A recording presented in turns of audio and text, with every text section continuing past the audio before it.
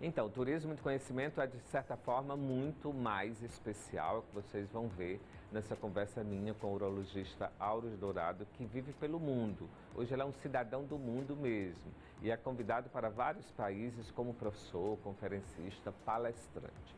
E é especialista em robótica. Detalhe, o Aures é apaixonado por fotografia, arquitetura, vinhos e viagens, claro. E a gente conversou com ele sobre esses assuntos todos.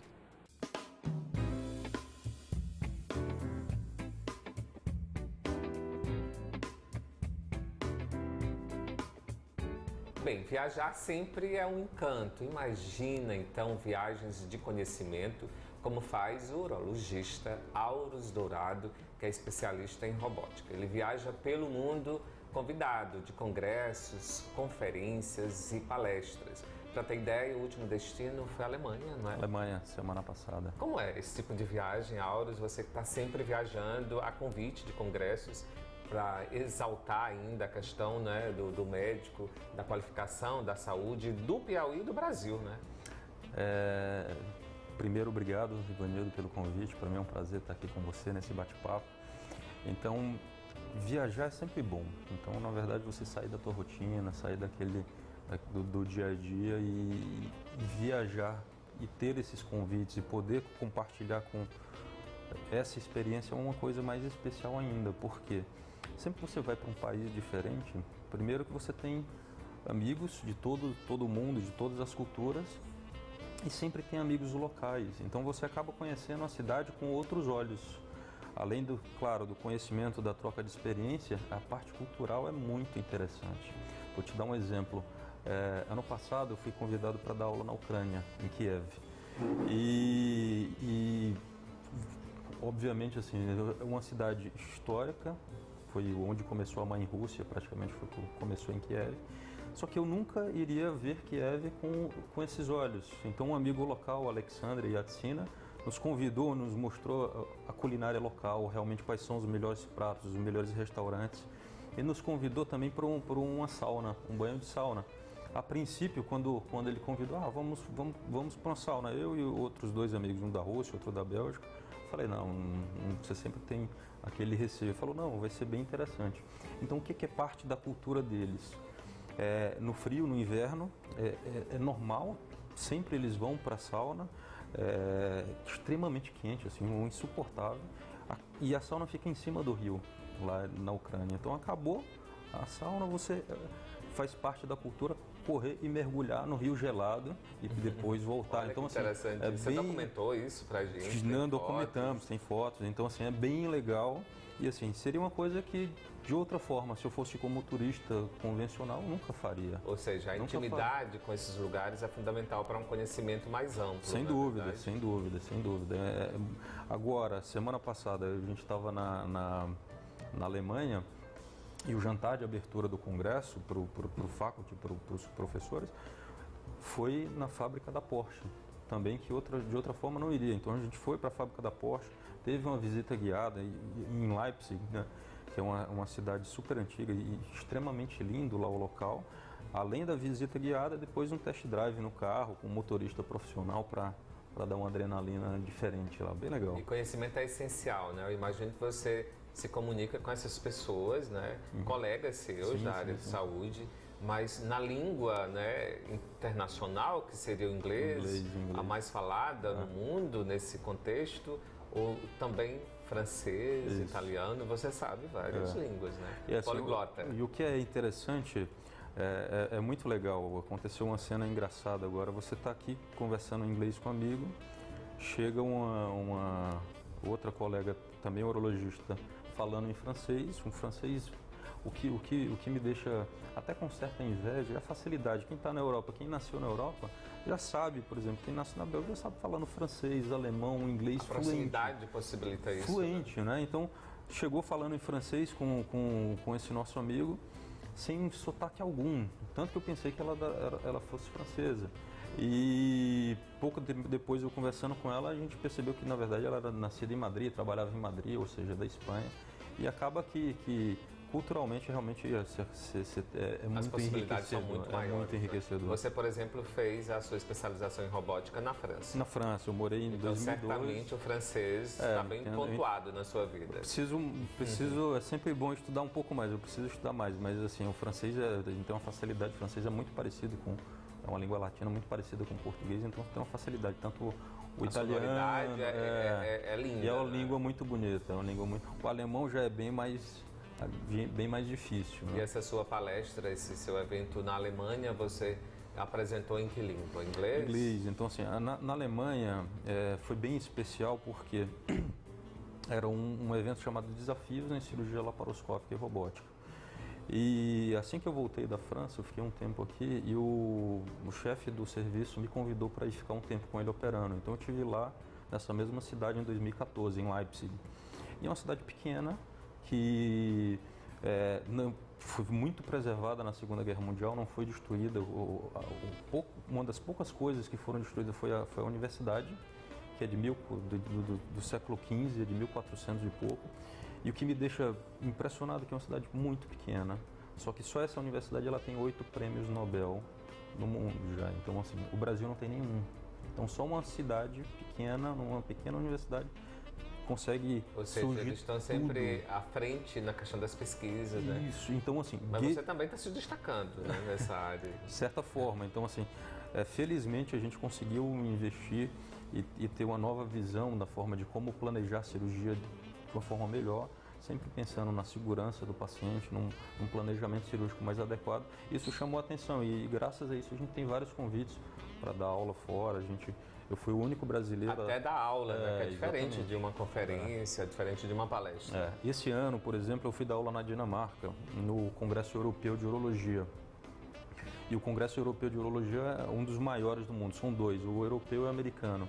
Eu fui o único brasileiro a dar aula nesse Congresso Europeu esse ano. Então, assim, no ano passado fui um dos poucos brasileiros a dar aula no Congresso americano. Então, graças a isso, deu uma visibilidade fora muito grande e é muito interessante você poder falar para uma plateia que, na verdade, eram teus ídolos, né? Então, assim, quem debateu comigo foi Rasweiler, que é o chefe da Universidade de Heilbronn, que é um senhor de quase 70 anos, assim, um ícone da urologia mundial.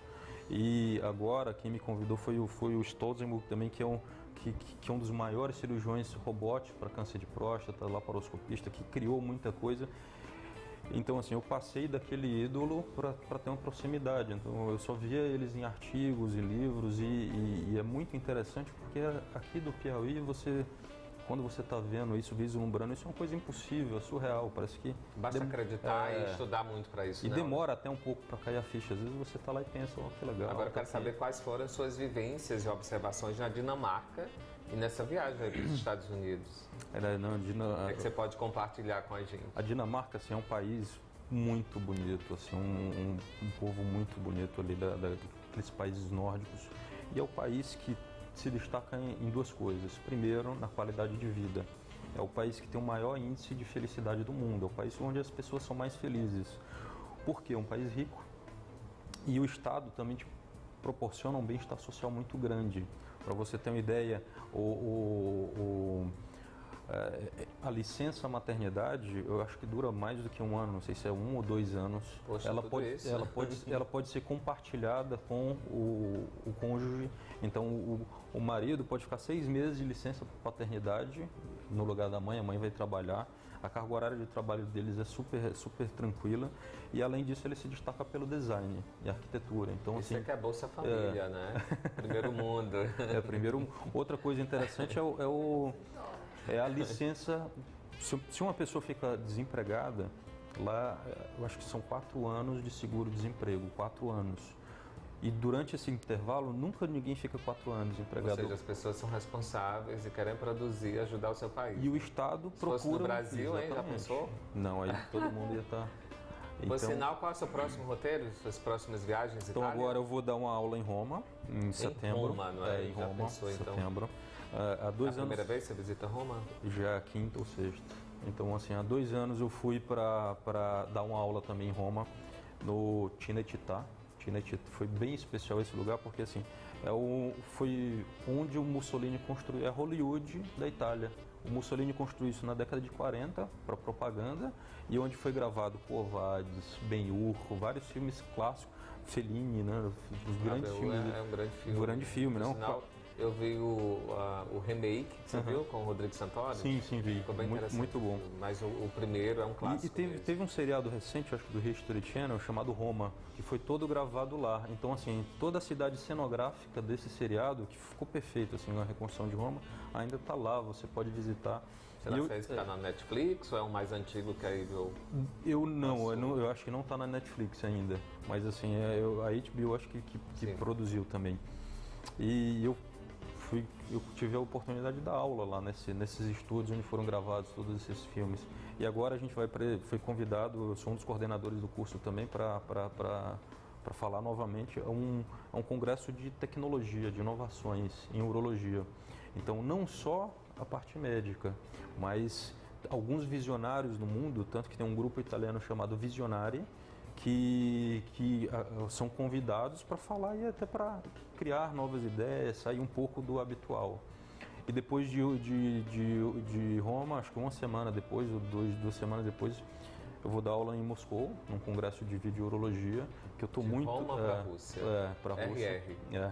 Então, assim, eu estou muito curioso para ver a Rússia. Assim, eu não tive a oportunidade de ir para a Copa do Mundo, mas cenários belíssimos, nas igrejas belíssimas. A Rússia que tem uma cultura... Né? E para quem gosta de filosofia literatura como você, então, os romances russos, né? Os autores russos são clássicos para a vida toda. Realmente.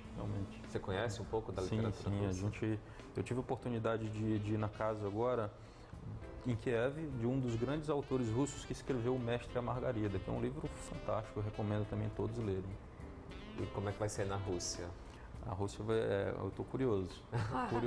Vai falar assim, em que língua lá? Em inglês, mas um dos... Eu fui convidado. Falar que fala russo também, eu vou dizer, não dá. Eu fui convidado pela Sociedade Americana de Endurologia e um dos coordenadores é um russo que chama Okunov, e ele mora na Califórnia, ele é um dos chefes de Irvine, da Faculdade de Irvine da Califórnia. E ele que está coordenando tudo isso, e pelo que ele me falou ontem por mensagem, eu vou debater com Guilhenot. Guilhenot foi o cara que inventou a cirurgia de laparoscopia para próstata. O cara que é um francês, que eu tive a oportunidade de operar com ele também em Paris, isso em 2012. E ele criou isso em 97, em 2000 os americanos compraram o passe dele e ele foi para os Estados Unidos, para o Memorial em Nova York, e ficou lá até 2012. Aí em 2012 ele voltou para a França. Agora eu te pergunto, Auros, e a questão da robótica na urologia no Piauí, como é que está hoje? Eu sei que você viaja o Brasil inteiro para operar e até o mundo, né? O Piauí já evoluiu nesse sentido? Então, assim, a cirurgia robótica é uma cirurgia que agregou muito na qualidade da cirurgia, tanto para o cirurgião quanto para o paciente, só que é extremamente cara. Uma plataforma robótica para você comprar em torno de 3 a 4 milhões de dólares e nenhum convênio cobre isso ainda, então assim, é um custo muito caro. Então é sírio-libanês nesse nível, então, né? Assim, para operar isso, o que eu faço? Eu sou médico ainda em São Paulo, a gente tem um CRM lá, então eu opero nesses hospitais, no Einstein, no 9 de julho, os pacientes que podem, claro, arcar. Eu falei sírio, mas acho que é o mesmo nível, né? Eu acho que é muito, são grandes hospitais. Em São Paulo a gente tem várias opções de hospitais fantásticos, assim, realmente muito bons. Por sinal, gente, um dos hobbies do Auros também é a fotografia. E você aproveita essas viagens para tirar fotos, claro. Inclusive algumas ilustram aqui o consultório dele, né? E isso como é que entrou na sua vida, esse hobby que parece uma forma de imortalizar, né, essas memórias, essas viagens também. Então, assim, quem me ensinou foi o Wolfgang Sussler, do Café Viena, assim, um excelente fotógrafo. Então, como eu viajo muitas vezes, muitas dessas viagens você viaja só. Então, quando eu comecei, na verdade, óbvio que parte do tempo você está com seus amigos locais, mas muitas vezes você sai sozinho, até para reflexão. E uma companheira foi a câmera fotográfica. E isso eu comecei a me dedicar mesmo de 2012 para cá, e eu tenho alguns registros assim especiais, de locais, momentos especiais que marcaram bastante. E claro, essas viagens todas, essas vivências culturais também estão ligadas à arquitetura, à beleza, à história restaurantes, gastronomia, Sim, sem bons dúvida. vinhos Bons também? vinhos, claro, claro. Há um mês atrás, por coincidência, né, eu fui num país bem especial que é o Uruguai. Eu não conhecia, um país pequeno, que fui convidado para dar aula também no aniversário de um grande hospital lá que estava fazendo 15 anos, o grupo de urologia. E assim, me surpreendeu muito a qualidade dos vinhos do Uruguai, muito mesmo. Eles têm uma uva que ficou que cresceu bem no Uruguai, acho que é o Taná, que é uma uva mais encorpada. E eu tive a oportunidade de conhecer uma vinícola pequena, familiar, que é Casa Bolsa, que faz vinhos espetaculares. É um passeio bem interessante para quem for para o Uruguai, que não é uma coisa industrial, mas é uma coisa pequena de qualidade excepcional. Como médico você indica, então, indico assim, como resveratrol. Então, assim, e o restaurante lá é fantástico, a paisagem é muito linda. Então, sempre destacando histórias de jovens e também de adultos, né? Pessoas que fazem e que transformam o Piauí, que colocam o nosso nome no mapa do mundo, viu? Né? De certa forma. Obrigado, Auros Dourado, por essa entrevista especial, viu? Eu que agradeço pelo convite. Quero ver as fotos dos próximos roteiros, ok? Tá ótimo, claro.